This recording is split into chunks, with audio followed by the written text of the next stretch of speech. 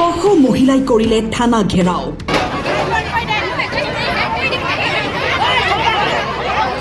কি হৈছে থানাত? আৰক্ষীয়েও বাধা দি ৰাখিব পৰা নাই।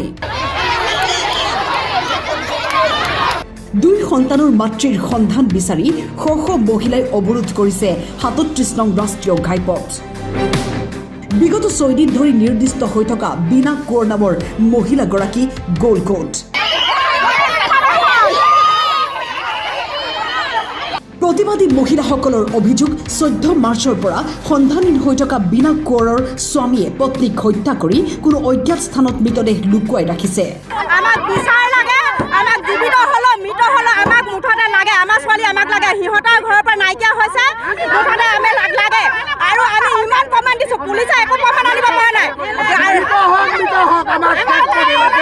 গাড়ীত এখন গামোচা ওলাইছে, তাৰপিছত আমি জনাত তেখেতক কৰি ক'ৰবাত লুকুৱাই থৈছে। গতিকে বসন্ত দিহিঙাক আমাক বেছি লাগে আৰু বসন্ত দিহিঙাই ক'ত থৈছে আমাক উলিয়াই দিব লাগে। আমাক জীৱিত হওক মৃত হওক কথা নাই, আমাক সোনকালে লাগে। জীৱিতত আমি পোৱা হ'ব, আমি কি কয় আশা কৰা নাই, কিন্তু আমাৰ মৃত হ'লেও আমাৰ বডি দৰকাৰ হৈছে। গতিকে আমাক সেই মানি দৰকাৰ।